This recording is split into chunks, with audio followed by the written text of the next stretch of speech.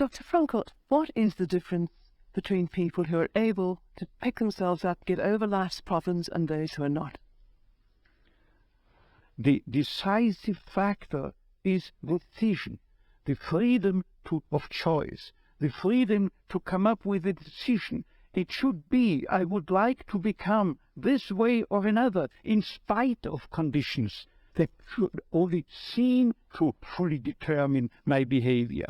I wish to act freely as a responsible being, which is a human being. I wish to act in accord with heredity and environment, owing what I become to them, but also, if need be, in spite of the worst conditions.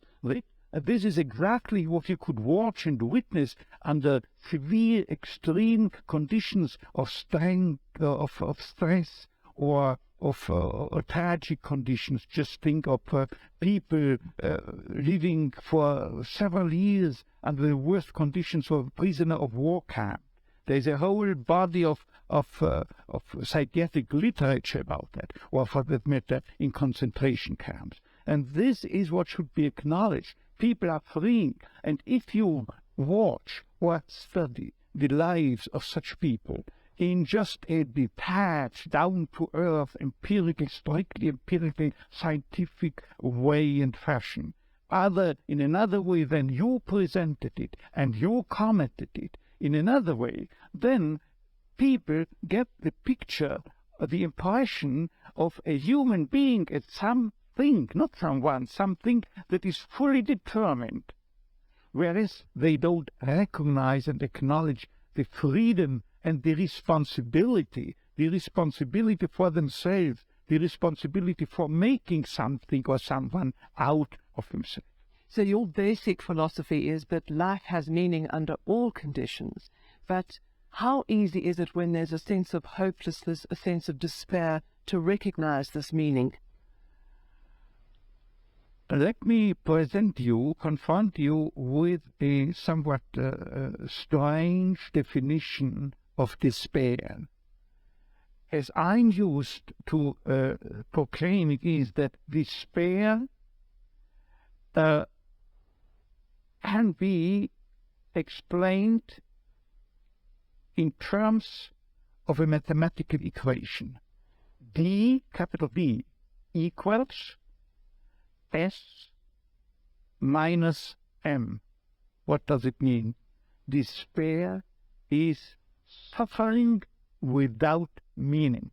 As long as an individual cannot see any meaning in his or her despair, he or she will certainly be prone to, in its suffering, I wanted to say, no meaning in the suffering.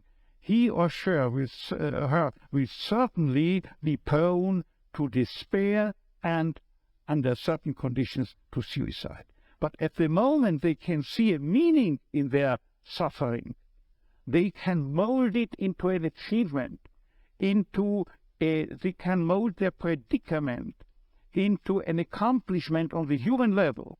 They can turn their tragedies into a personal triumph. But they must know for what. What should I do with it? But if people, like so many segments of present-day society and population, cannot find any meaning whatsoever in their lives, cannot see anything meaningful, they more often than not have something to live by, or say at least enough to live by. They cannot see anything to live for. What is the answer to the question, why me? Why did this happen to me? The answer to such a question is nothing that a psychiatrist or any other type of a scientist can come up. But I would not share the opinion of, say, Jean-Paul Sartre, who said we have to accept and to shoulder courageously, heroically, the absolute meaninglessness of our lives. But what I think is rather that what we have to accept is the incapacity of our humanness, the incapacity to recognize the ultimate meaning in intellectual or merely rational terms. This is the only thing we have to accept.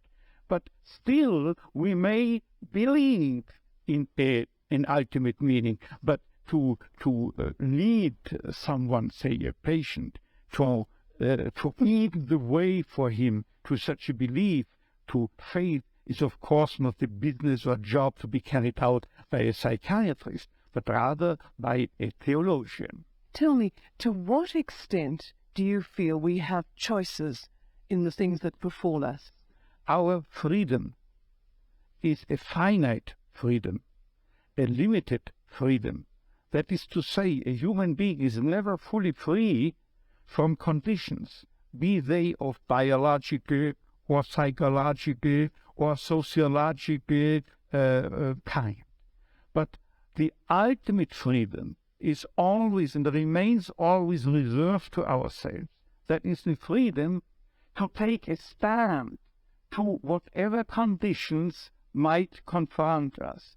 How we react to the unchangeable conditions is up to ourselves. In other words, if we cannot change the situation, we have always the last freedom to change our attitude to that situation. Dr. Frankl, give me an example of meaning that can be taken out of a situation of despair. I once received a letter from a young Texan student who told me his own story. At the age of 17 years, he had an accident when indulging to his diving sport. And from that time on, he was paralyzed from the neck down. And he wrote to me, "I broke my neck, but it did not break me. I am at present helpless, and this handicap will remain with myself apparently forever. But I have not given up my studies. I went, because of my own helplessness, to help other people. I want to become a psychologist, to help others. And I'm sure," he wrote to me, "that my suffering will add an essential contribution to my ability to understand others and to help other people." This man, three years later, was invited by me to deliver a lecture, to read a paper at the 3rd World Congress of Logotherapy taking place at the University of Regensburg in West Germany. He was brought in and with his wheelchair by a plane from Texas to West Germany and delivered a lecture under the title "The Defiant Power of the Human Spirit." The last sentence read, "I know that this is true because that man was me." For a quarter of a century, I had the honor to be the director of the neurological department at a general hospital. And believe me, throughout the time I had ample opportunities to watch and witness how most, even young people could master their fate. Young girls, for instance, that had danced a weekend before in a disco, then were paralyzed due to a brain tumor or a tumor of the spinal cord, the neoplasm of the spinal cord, or how young men who the last weekend still were skiing in the Austrian Alps or driving the Yamaha motorcycle, could no longer move a leg. And I've seen people who were amputated. All 4 extremities had to be taken away due a certain phase, what I have in mind, due a high voltage electric accident. And I know that one told his former nurse from the hospital, he wrote to her a letter, "Before this terrible accident, I was bored, always bored and always drunk. And since my accident, I know what it means to be happy, imagine, with no extremities. I know what it means to be happy." His life had become full of happiness again, simply because as long as you are pursuing happiness, as the phrase reads, as long as you are aiming at happiness, you cannot obtain it. The more you make it a target, the more you miss the aim and you miss the target. This is most conspicuous in cases of sexual neurosis, where exactly those people, male patients, who are striving to demonstrate their potency, they fall prey to impotence. The more a female patient tries to show for herself at least how much she is capable of experiencing a full female orgasm, the more she is doomed to frigidity. But at the moment, you do not think of pleasure or happiness, but just you give yourself, be it in sexual activities, be it in work, be it in love, at that moment that you are no longer concerned with becoming a happy or a successful man or a woman. At that moment, happiness installs itself by itself. But Dr. Frankl, tell me, how could the people in the death camp at Auschwitz, and you were there yourself, what meaning could they take out of an absolutely hopeless situation? They knew they were going to die. What I can say about the lesson I took home from Auschwitz and Dachau and so forth, let me prefer to speak in a more personally detached way by referring to the absolutely parallel experiences and experience that people had in prisoner war camps. The literature, psychiatric literature in the field of psychiatry of POW camps shows, independently from each other, that psychiatrists found out that those inmates or prisoners were most likely to survive the camp period. Those, I say, who were orientated toward a future, orientated for becoming free again in the future, and most importantly, oriented to a meaning that they had to fulfill in the future, a task that they had to complete in the future, and or to be reunited with their beloved people in the future again. Let me just recount an incident that happened to me in one of my own concentration camps. I was confronted within a couple of days with two comrades, the one of whom I knew that they are prone to suicide. Now what happened? I asked both why they wished to commit suicide, to take their lives, and without knowing, independently from one another, they told me, "See, doctor, I've nothing to expect from my life anymore." And you know what I improvisingly asked them? "Now listen, isn't it conceivable that instead life expects something from you?" And then it turned out that one of them was expected by his own daughter, whom he loved above all. In the United States, she had already succeeded in emigrating. And the other then frankly told me and confessed that there was a series of books that he had written and or edited in the field of geography, it was, as far as I remember, and he wanted to complete this series of books. And at that moment there was something like a Copernican reversal. Suddenly the scenery had turned 180 degrees around. Suddenly they saw they have to do something for the world and not waiting until the judgment is issued, death or survival. But these very people had the highest chances to survive under equal circumstances, of course. What I mean is that millions had to die in the concentration camps, particularly in Auschwitz, as you might know, and millions and hundred thousands of them were certainly oriented toward a meaning, if for no other meaning, in religious terms, and they had to die, as they would have said, the Kiddush Hashem, for the glorification of God, out of their own beliefs in the gas chamber. So even at the moment of death, they were able to take meaning out of that moment of death. Exactly.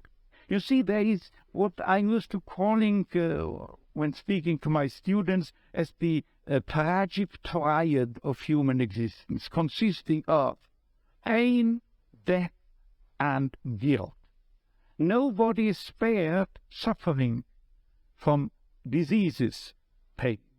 No one of us human beings can escape death, finally. And there is no one who could keep himself free from guilt. It is not possible. But always, as I put it before, always suffering, tragedy can be turned into a triumph, into a human achievement. And as to death, it could well serve as an incentive to responsible action, because unless we were mortal, imagine if we were immortal, then we could postpone everything. There were no hurry. There were no need to do something right now. But there is a wonderful word of an author who has not written but said it about 2,000 years ago. You find it in the Bible. It is Hillel, Hillel, who once said, "If I'm not doing it, who will do it? If I'm not doing it right now, when shall I do it? But if I'm doing it only for my own sake, what am I?" This means no really human being, because a human being is not someone, as psychotherapeutic systems depict the human being. He is not someone that is concerned primarily and originally with complexes, conditions, conflicts, and problems going on within his psychological system, intrapsychically, as it were. But normally, fundamentally, originally, primarily, basically, any human being is concerned with something out there in the world, is concerned with someone out there in the world, a work to do, a job to complete, a task, a meaning, a mission in life waiting for him exclusively, to be materialized, to be actualized by him and by no other person. Right now, who else if not he? And finally, this he doesn't do for himself, for his tranquility, for his discharge of tensions, for his inner equilibrium, for getting rid of the stimuli or of the superego which is dissatisfied, or obeying the father image. But he's doing it for the sake of a cause to serve, of another person to love, and never for himself only. Thus, this is what man can do. And imagine if he were not mortal, then he could postpone everything. There would not be the 1/3, the 2/3 of Hillel's dictum. There would not be sense in the formulation when, if not now, because he's immortal. To get back to suffering and despair, sometimes it seems that some people seem to have a much heavier load than others. Do these people not feel after a while, can I still continue to take meaning? You wouldn't believe it.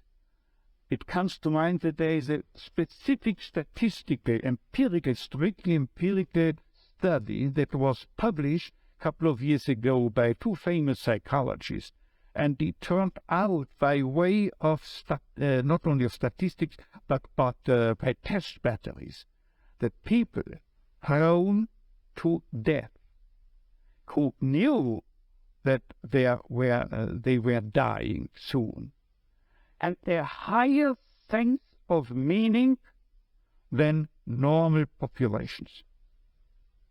And if I tell you the story that the dean of the School of Nursing at the University of Texas, in the Texas Medical Center in Houston, a famous center, she wrote me of a case of a young girl, very young girl, 17 years of age or so, who was paralyzed totally, also up to her neck, and could only, by use of a mouth stick, type letters.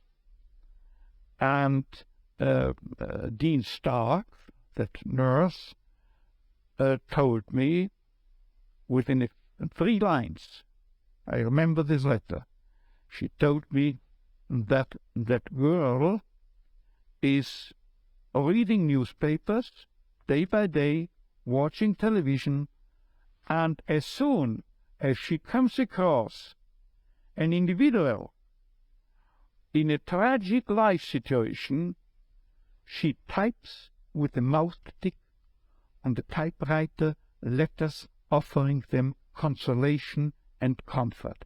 And she has some credibility, believe me. And she, the Dean Stark, says she's full of confidence. She has a strong sense of abundant meaning in her life, while others who cannot see meaning under the best conceivable of conditions take their lives because they are frustrated. They are caught in an existential vacuum, in a sense of meaninglessness and emptiness. I have described it in a book of mine as soon as in 55. Since that time, it has ever more been increasing worldwide. You find you are facing it not only in Western countries, you are facing it in the so-called third world, you are facing it in communist states, and communist psychiatrists also describe it in their literature. What Frankl tells us about this existential prostration is also observable in the communist countries. They commit. So are you saying that in order to find meaning, it is necessary to experience suffering? I wouldn't say it is necessary to experience suffering. What I say is just that meaning can be found under each and every condition in life, even under the worst conceivable conditions, provided that it is a situation you cannot change. Remember, I said this explicitly. That means, provided that the cause of your suffering cannot be removed. If you can remove the cause of a suffering, say in case of a cancer, by surgery, you have to undergo surgery. If you are suffering from a severe compulsive obsessive neurosis, you have to seek psychotherapeutic help. There are, within the realm of logotherapy, for instance, certain techniques that can be applied with much success, as has been evidenced not by logotherapists but by behaviorists. And finally, if you are confronted with sociological conditions that have caused your suffering, then you are called upon to change the situation, to remove the cause of your suffering by political action, for instance. But in this respect, I would like to make another additional statement by telling you something that I, a couple of weeks ago, have told my professors and students forming my audience at the Karl Marx University in Moscow. I was invited by the prorector to stay there for a month and to lecture there on my teachings, but I had only time for 2 days. And I told them don't think that I came to you from the West in order to sell you any political opinions. No, I don't come as a politician, but I speak to you on a meta-political level. This means that I recognize only, on a worldwide scale, only two styles of politics, or two types of politicians. The one is he, the politician, who thinks that the end justifies the means, any means, while the second type remains fully aware that there are means that would desecrate even the most noble end. And they were applauding that and understanding. And so I don't come into any country with a preconceived political conviction. I'm not entitled to judge it, but I have the responsibility to accept any call wherever in the world to deliver a message, if any should be present, and to act as an MD, as a doctor of medicine, and as such I had to take the Hippocratic oath that compels me to try to offer a cure to each and every individual or also population. Well, they invite me to do so. Dr. Frankl, I'm going to ask you now, as you know, this country is going through a very difficult time. We have an economic recession, people have become insolvent or without jobs. The political future is far from settled. Do you have a message for us, a message that could give us hope and meaning? You see, the only message I can deliver is a principle that I have adopted. I have adopted. I well remember throughout the days I had to spend in Auschwitz. There is statistical evidence that my chance to survive Auschwitz, real statistical evidence, was 29 to 1. And I had the feeling that it was like that. And still, I applied the philosophy of Sir Karl Popper, whose nucleus means that you cannot prove any hypothesis.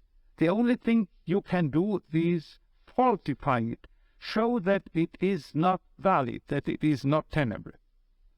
And without knowing his philosophy, I only met him the first time a couple of years ago, I applied this theory inasmuch as I told myself, Viktor, the chances are very, very low and small. Probably you will be sent to the gas chamber, and still there is nobody who can guarantee me and convince me with 100% certainty that I shall not survive but end in the gas chamber. As long as I have no guarantee that I will have to die within the next days, I continue behaving and acting as if I would spare this fate. Dr. Frankl, thank you